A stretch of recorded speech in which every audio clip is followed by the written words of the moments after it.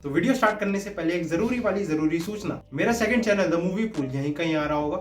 उस पे अब मेरी सारी रिकमेंडेशन वाली वीडियोस आएंगी और इस चैनल पे अनफिल्टर्ड फिल्मी, इस पे सारी रिव्यू वाली वीडियोस। अब ये कारनामा मैंने क्यों किया ये मेरे चूते दिमाग को भी नहीं पता। तो जो भी मेरे प्यारे प्यारे लोग रिकमेंडेशन वीडियो देखना चाहते हैं तो तुरंत जाके उस चैनल को सब्सक्राइब कर लें। मतलब तुरंत नहीं, बैठो भैया बैठो, कहाँ किधर, अरे रुको, वीडियो लंबी है, वीडियो देख के जाना, पर कर जरूर लेना ध्यान से, नहीं तो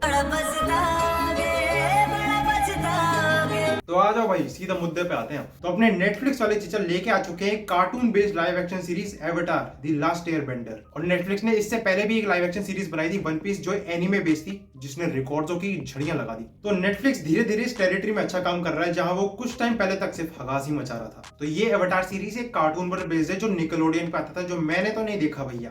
ये भेदभाव क्यों? क्योंकि अपन का पूरा दिन पोकीमोन, शिनचैन, डोरेमोन और रात को ड्रैगन बॉल जी देखते हुए बीतता था, तो इसका टाइम नहीं मिला। तो इसलिए मैंने ये सीरीज एक स्टैंड अलोन सीरीज समझकर देखी जहां ये किसी पर बेस्ड नहीं है। और इसी पॉइंट ऑफ व्यू से मैं आपको बताऊंगा कि ये शो आपका नॉट सो कीमती टाइम डिजर्व करता है या नहीं।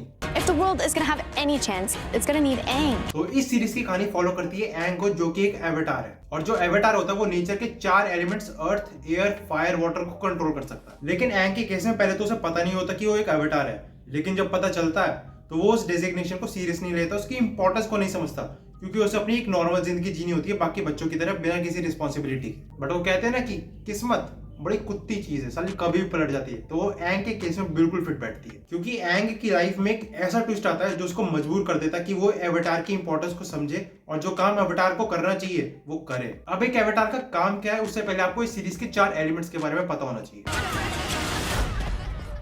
Right. There goes the savior of the world. तो इस शो में 4 नेशन है, अर्थ, एयर, फायर, वाटर, जहाँ के लोग अपने अपने एलिमेंटल पावर्स को कंट्रोल कर सकते हैं। और इन एलिमेंट्स में एक स्टेबिलिटी, एक बैलेंस बनाए रखने के लिए एवाटार की जरूरत पड़ती है, ताकि इन 4 एलिमेंट नेशन में कभी भी कोई कॉन्फ्लिक्ट ना हो। बट क्योंकि एंग की किस्मत कुत्ती थी, तो उस दौरान फायर नेशन के लीडर ने एक वॉर स्टार्ट कर दी ताकि वो पूरी दुनिया का एक सोल लीडर बन सके। अब एंग अपने दोस्तों के साथ मिलकर कैसे इस फायर नेशन का सामना करेगा ताकि इन 4 एलिमेंट्स में फिर से बैलेंस आ सके, ये आपको खुद देखना पड़ेगा। लेकिन एक चीज जिसकी मैं गारंटी देता हूँ, मैं, तू है कौन रे? एक बार आपने ये देखना स्टार्ट कर दिया ना शो, तो बिंज वॉच करना पड़ेगा, क्योंकि आप इनकी जर्नी से, इनके एडवेंचर से पूरी तरीके से कैप्टिवेट हो जाते हो। The world needs you. Remember what it is we're really fighting for.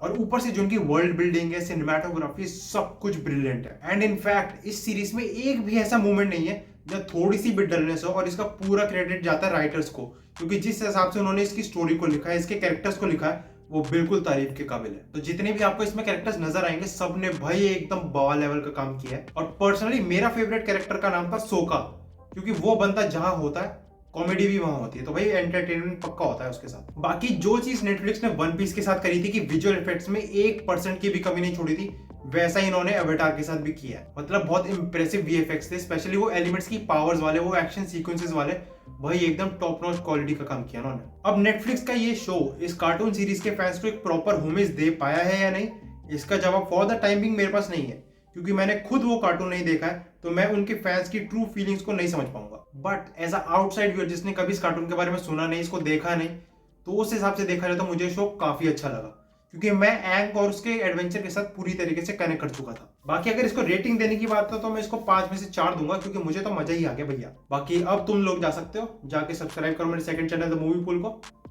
Bye.